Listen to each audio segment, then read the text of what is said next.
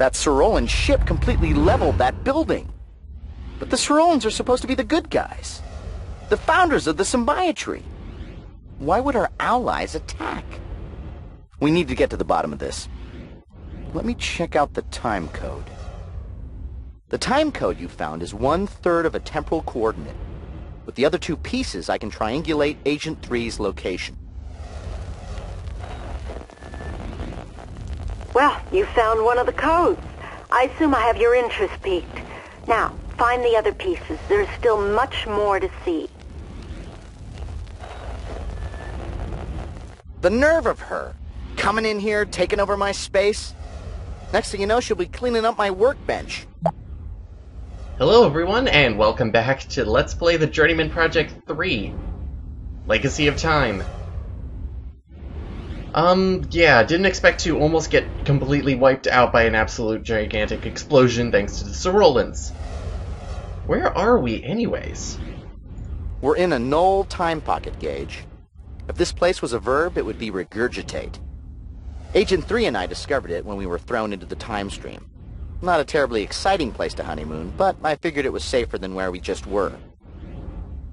Totally. It's kinda safe, I guess. I wonder... Aha! Yes, good! We can be William. One thing I didn't actually notice, or point out, is the cursor for, like, for hands actually changes depending on your disguise. It's metal for when you're in the chameleon suit, and depending on, I guess, the person you are disguised as, this changes slightly? I think there are maybe one or two different hand gestures, or hand icons that you get. But now we can be William Doughton, lost in the time stream. It's great. Gage, I think you're good for about 900 more flushes. And this is not a toilet, Arthur. Gage, help! We're trapped inside your screensaver! And it pretty much is a screensaver. A good screensaver. But yeah, one thing that that is interesting to point out is that Arthur, I guess, doesn't know how these messages from Agent 3 are getting through. It's kind of odd, really. How are these messages getting through? Because technically, wouldn't she have had to leave these messages on the jumpsuit before she left it in the Mediterranean? It's a bit odd, and we don't really have all of the information just yet. I wonder if we'll even get it. Well, maybe if we find Agent 3, maybe we'll actually get the answers. So, our mission is complete, and sadly we can't actually go back to that island anymore. So, like I said last video, we're heading over to the Andes Mountains right now.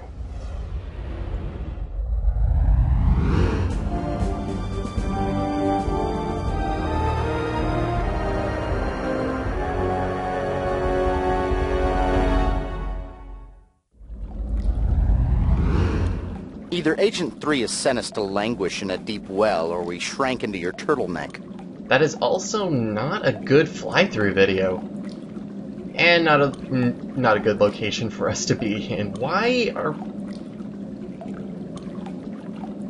is this location our first drop-off point inside of a well? I think it would be in a better spot.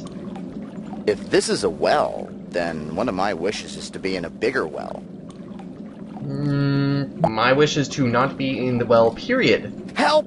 I'm feeling claustrophobic! But that can't be. I live in your helmet.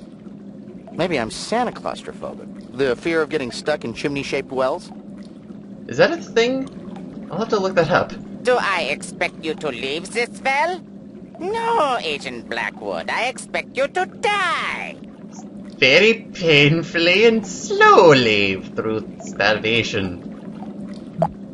It's gonna take a while, though, because we have water. Depending on how good the water is, I doubt it is actually good. I wonder what's going outside, though. It looks like it's active compared to the last place. Alright, what do we got here?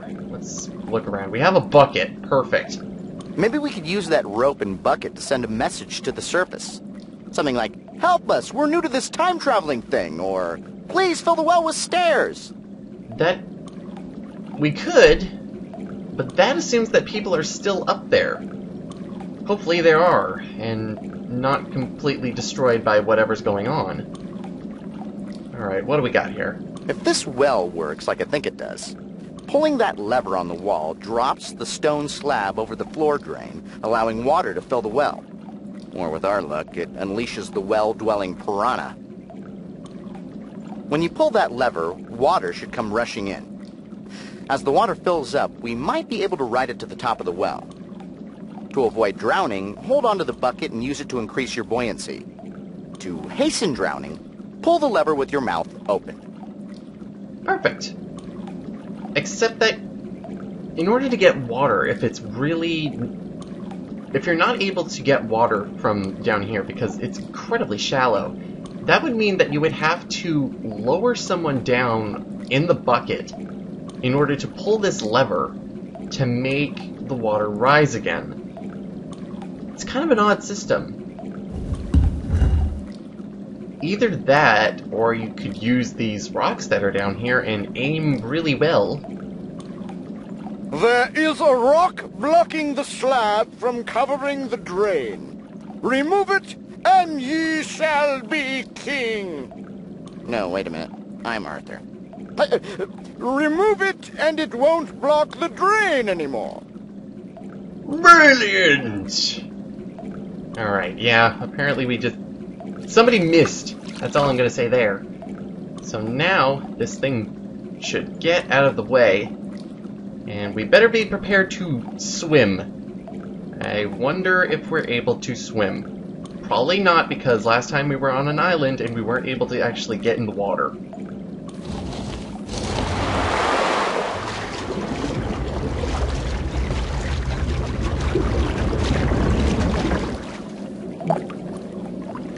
Next time we vacation in the past, I'll bring my swim trunks. So what's next? Bungee jumping off the pyramids? Bull leaping in Crete? Hey, don't joke about bull leaping in Crete. I would totally want to do that. I want to make sure that that sport on all the frescoes from the Minoan civilization actually are true. And luckily for us, it looks like we're actually buoyant. This chameleon suit is really great technology. Alright, let's get out of here.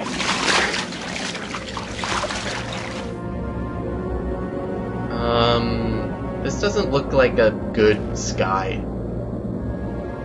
It's kind of a natural, actually.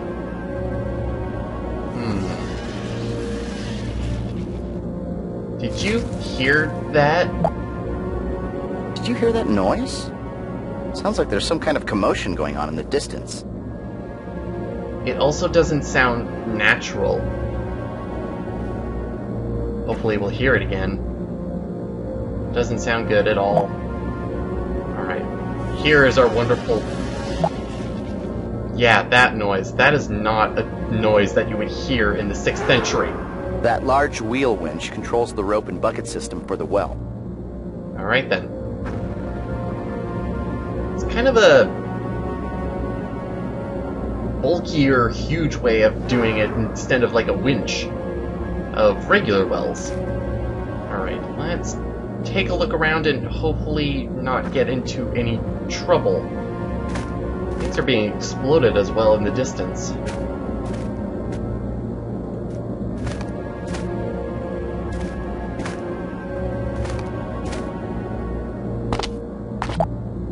Huh. I don't think we're actually going to get anywhere here off of this plateau because, well, I don't see a way across. How typical. Every time we go to a theme park, all the good rides are closed. Like what, the balloons? I doubt they're closed. They're just not operable. For once, I'm at a loss for words. I can't think of a reason why those piñatas are here. Pre-Columbian South American cultures were never really known to be avid balloonists. But then again, according to my knowledge of this time period, there was no record for this civilization. No record? Strange. The balloon closer to the ground appears to have been damaged. I can see that the higher balloon appears to be in better shape. It has an attached gondola. With the attached baskets, the natives could have used these balloons for transport.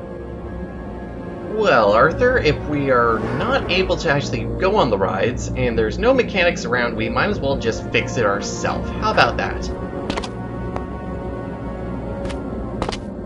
Either that, or we can go and take a tumble into this ravine. On second thought, given that the zapping is still going on, I don't want to do that. Alright. Here's our balloon. What do we gotta do? We need to find a way to bring that lower balloon down to our level. Whatever mechanism they use to manipulate the balloon is broken. Let's improvise. Remember the bucket crank on the well? You could attach it to the end of the lever arm and use it as a winch to reel the lower balloon down. Well, that's a good call. I guess we are actually able to do that, I guess. Wonder how heavy it is. So I don't want to carry it. Then again, if we were actually carrying it, we won't have to carry it long because of our inventory system. The logic of the inventory system is pretty much identical to the previous game, where all of your inventory items go into this pretty much miniature pocket of time, much like the null time pocket that we were in before we came to this time period. Good old winch handle. The power of wheels. Alright, let's make our way back. Going back and forth like this can be a bit of an annoyance, but there is a built-in thing in this game that makes things go quicker. If you hold down the control key and press, it activates turbo mode. With turbo mode, you're able to just get to places a lot quicker, but still go through the animations. Alright, balloon, come down to me. Another thing about items is that, well, in order to make sure that you're actually able to use it, they will light up. It's a bit too subtle for me. I prefer buried in times, items swapping and flip-flopping.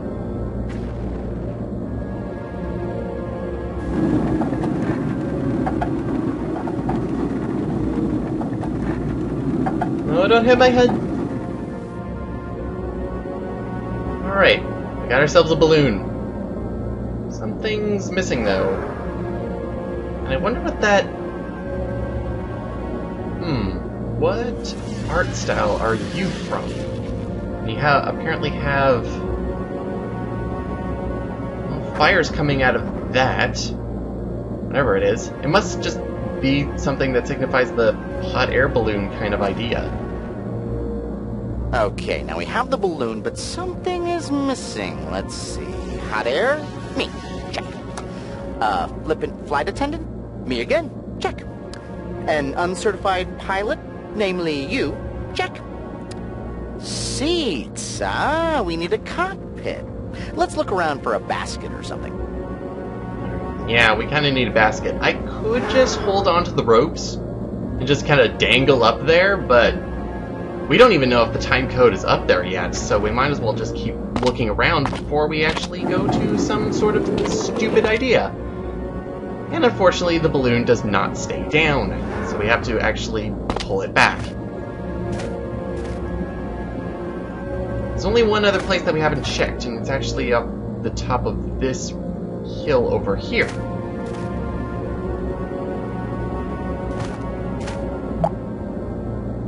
Whatever tore through here seemed intent on breaking and scorching everything.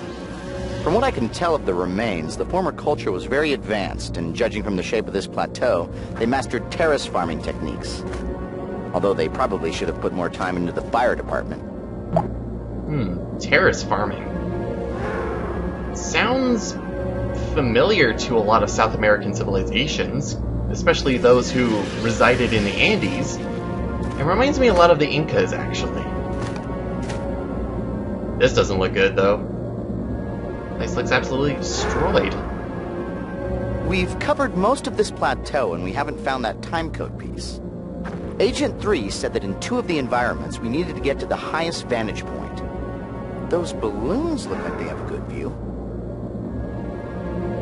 Well, there's only one other location where it's a high vantage point, because the previous one in the Mediterranean was in a relatively high place.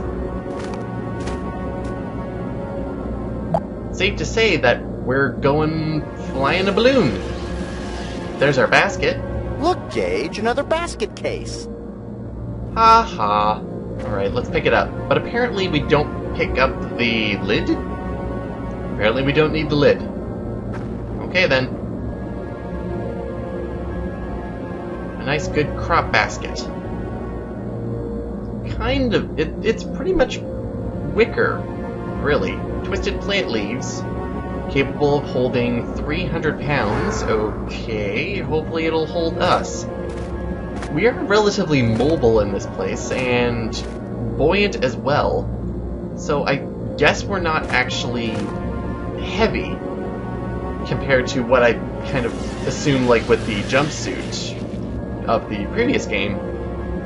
You can go over here as well. There's a couple of places where you're able to go, and it's not necessarily actually important. It's only really here for view. But maybe there's something inside the building. Let's go take a look into the remains, I guess.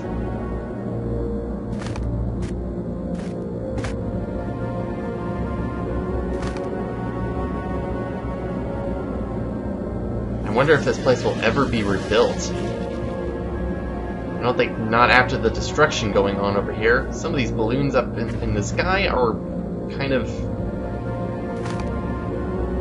being destroyed.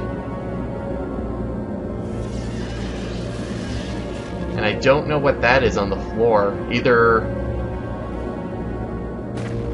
I don't want to think about it. Oh, maybe I can get a better look at it.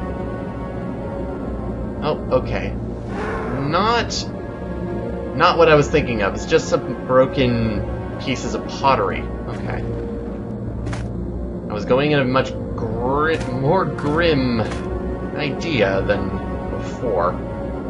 Alright, let's get back to the balloon. Another way of actually just skipping through stuff is actually, on a Windows computer anyways, because you can play this on the Mac, is in the middle of an animation you can actually hit the escape key, and it just kind of warps you to the next place. But for the purposes of this, I'm not going to be actually using it all that much. Most likely I'll be using the turbo mode more.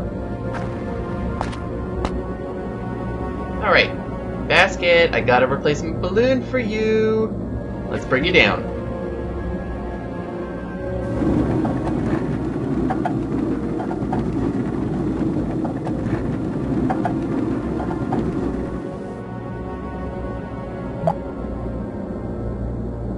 Not exactly the prettiest balloon, but it definitely maybe should fly.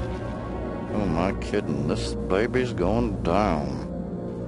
So why don't you go up first, Gage, and I'll go find a shovel and dig your early grave. You're coming with me. There's no way you're not coming with me, unless I leave my helmet behind. If we're going ballooning, I don't want to hang from this thing like some deranged Bond villain. So, we could either attach the basket you found, or we could keep looking around and hope we find another basket with a CD player and leather interior. What is with you and Bond today? You did a quote in the well, so... what makes you think that this is anything related to Bond movies? Now, Gage, don't panic, but we're going to attach your basket to the balloon and fly high into the air. Why, yes, Gage, I like mushrooms. Why do you ask? You're not nervous? And you're totally on something. I don't know what.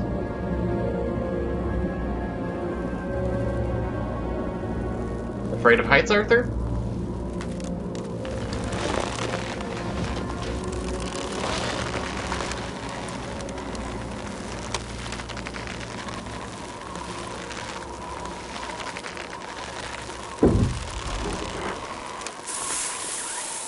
Do you hear a hissing noise? Yes, I'm quite aware of how annoying that is. I see that as a coping strategy for Arthur. Much less a annoying thing for me. Doesn't look like the code is here. Agent 3 must have meant for us to reach that next balloon. Well, we'll have to do that somehow. Look around for anything useful. We need to find another way to draw that balloon closer to us. Try taking really deep breaths. Well, right now I'm looking into the sun, so I'm doing the exact opposite. Now try not to think about the height, Gage. We're only 100 feet up. Just breathe deeply and sob into the in-flight magazine. And here we are in the skies, risking our very lives, waiting to observe disgusting mating patterns of the South American wallow-wallow swallow. Hubba, hubba. I may sound gullible here, but I wonder if the Walla Walla swallow actually exists. You know, being up this high in a hastily constructed, barely navigable flying balloon, and knowing that you've never had a flying lesson, really puts things in perspective, Gage. I found that being hundreds of feet in the air makes me twice as frightened. Totally knew it. Anyway, there's a zoom function over here, so what can we see? Oh, it's the hook that was dangling off our balloon. Maybe that'll help us.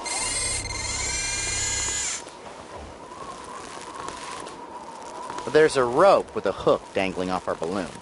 See if you can toss the rope to the other balloon. If you can hook the gondola, then you can pull that balloon over. Alright, well at least we know what rope the hook is attached to now. And so, through the power of telekinesis, we bring the rope up towards us.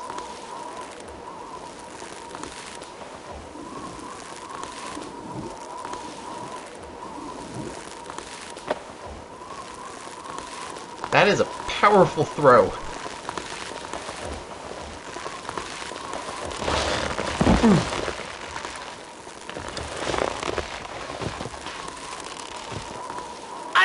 Newcomer Gage Blackwood has roped a wild air balloon in under 6 seconds. That makes him our new rodeo grand champion. Well, Arthur, you must remember my grappling hook abilities in the last game. Well, I'm just applying them to a different tool. Alright. Here's our other hot air balloon. And as we can see here, here's our time code.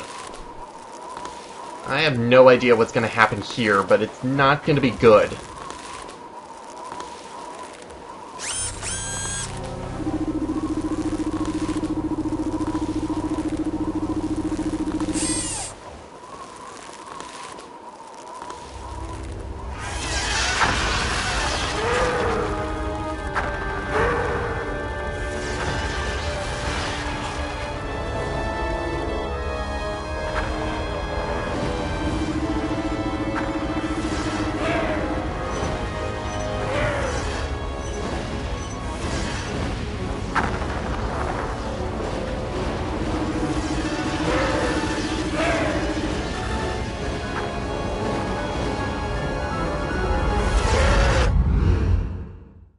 There were 2 different alien groups fighting over that city. I recognized the Orylen ship, but I have no idea who those other vessels belong to. Maybe Agent 3 can explain more when we find her. Let's look at this time code. Nice work, Gage. I'm computing the second piece now. Looks like she's pretty far. How can I tell you in terms you would understand? You know how long it takes to find humor in a Gallagher show? Well, in time-space terms, she's 1,000 Gallagher shows away. That third piece is essential to the coordinate. We need it if we want any chance to find her. Excellent. By now you understand the importance of my discovery. Go to the last environment. The final code piece will lead you right to my position. If she does that one more time, I'm putting up a sign that says, "No girl time agents allowed." Well, good. Alright. Dalton, you are perfectly capable of studying this wonderful thing, right? Oh wait, you're not with me. Never mind. Gage, this is your colon. Eat more, Bran. Always good advice, Arthur. Especially because we're good for another couple pushes, because this place is a toilet. The whole space-time continuum concept is actually quite simple.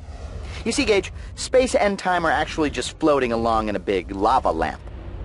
Is it a lava lamp or is it a toilet poo joke? I don't know what you're going for, Arthur, but hopefully next time, as we go to our final location, 2 missions down, the Himalayan mountains are the last location. In the 13th century, 1219 AD. We'll find that third piece and head to where Agent 3 is located. And hopefully we'll get some answers out of her. So, I will see you next time, everyone, as we head over there.